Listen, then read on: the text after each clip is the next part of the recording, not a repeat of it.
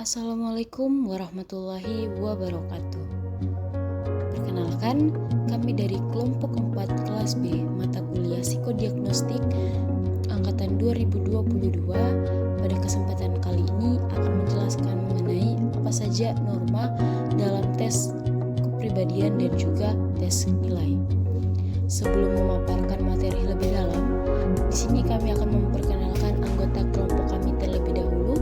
Yang pertama ada Alim Madani, kedua ada Andi Adil, ketiga Anastasia, keempat Andi Firdatri Sabrina, yang kelima Andi Dewi Verhana, keenam Alfi Alisa Amelia, dan yang ketujuh Alika Salsabila Muiz, dan yang terakhir ialah Amira Nur Salsabila Tamim. Untuk penjelasan yang lebih dalam mengenai norma dalam alat tes kepribadian dan nilai akan dijelaskan sepanjang video ini. Selamat menyaksikan. Norma secara umum.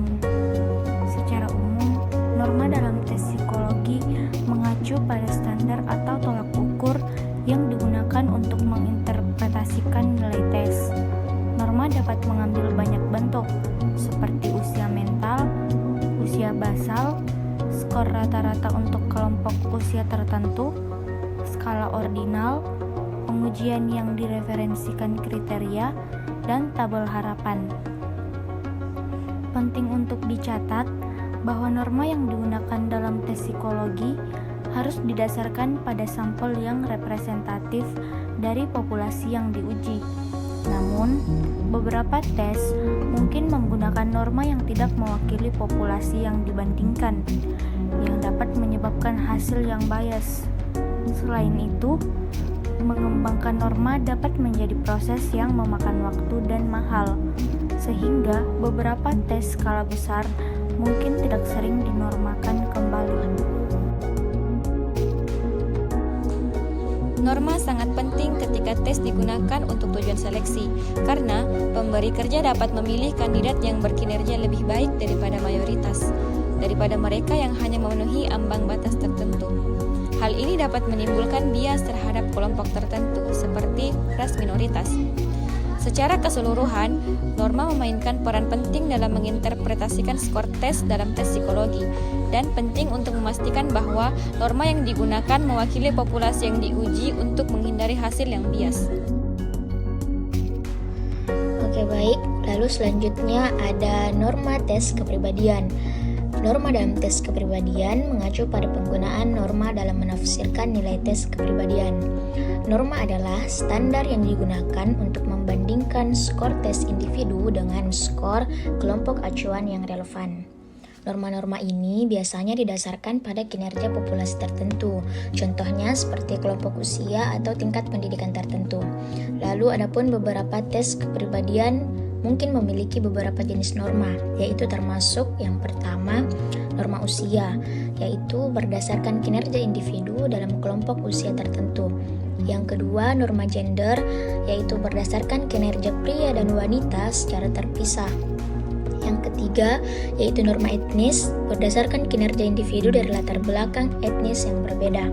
Yang keempat, norma klinis, yaitu berdasarkan kinerja individu yang didiagnosis dengan gangguan mental tertentu.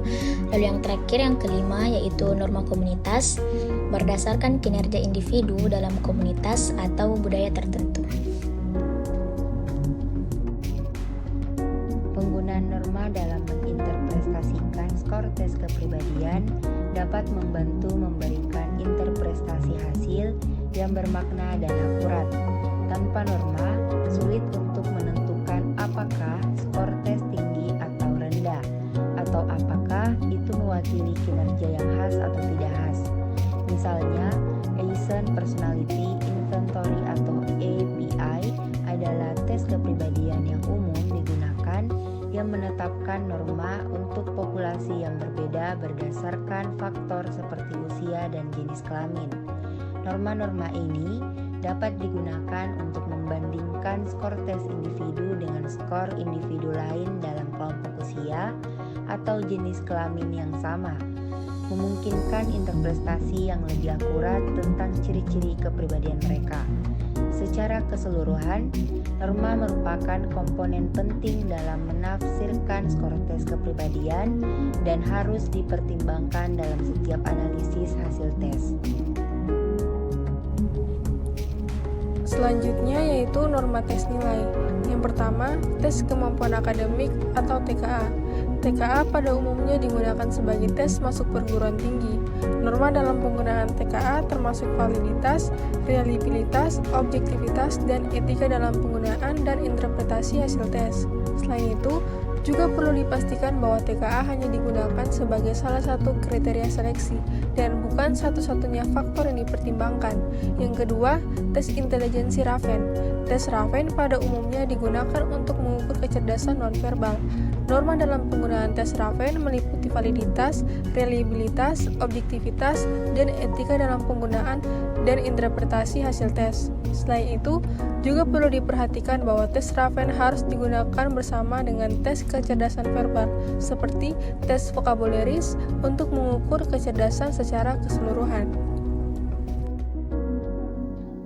Jadi yang ketiga itu ada tes NeoPR. Jadi tes NeoPR ini umumnya digunakan untuk mengukur 5 faktor kepribadian. Norma dalam penggunaan tes NeoPR ini termasuk validitas, reliabilitas, objektivitas, dan etika dalam penggunaan dan interpretasi hasil tes. Selain itu, perlu juga dipastikan bahwa hasil tes NeoPR ini hanya digunakan untuk tujuannya yang ditentukan dan tidak digunakan untuk tujuan yang tidak sesuai. Yang keempat ada tes TOEFL. Jadi tes TOEFL ini digunakan untuk mengukur kemampuan bahasa Inggris. Norma dalam penggunaan tes TOEFL ini termasuk validitas, reliabilitas, objektivitas, dan etika dalam penggunaan dan interpretasi hasil tes. Selain itu juga perlu dipastikan bahwa tes TOEFL ini hanya digunakan sebagai salah satu faktor dalam menentukan kemampuan bahasa Inggris seseorang dan bukan satu-satunya faktor yang dipertimbangkan. Adapun referensi yang kami gunakan sebagai berikut. Baik, itulah tadi pemaparan materi dari kelompok kami. Kurang lebihnya mohon dimaafkan. Kami ucapkan sekian dan terima kasih.